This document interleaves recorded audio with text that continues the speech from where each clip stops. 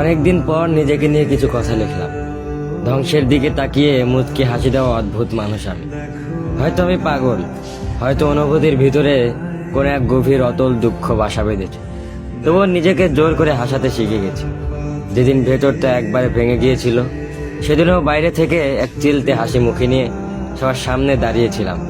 কষ্টগুলোকে আমি বন্ধু বানিয়েছি, একাকিত্বকে আপন করে নিয়েছি। মানুষ ভাবে আমি হয়তো সুখী, শক্ত, নির্লিপ্ত, কিন্তু তারা জানে না প্রতি রাত আমার এক একটা লড়াই। নিজেকে নিজেই বুঝিয়ে রাখি তুই ভালো আছিস, অথচ আমি জানি আমি ভালো নেই। ভেঙে যাচ্ছি প্রতিদিন একটু একটু করে, আর এই ধ্বংস হওয়াটাকে যেন ভালোবেসে ফেলেছি।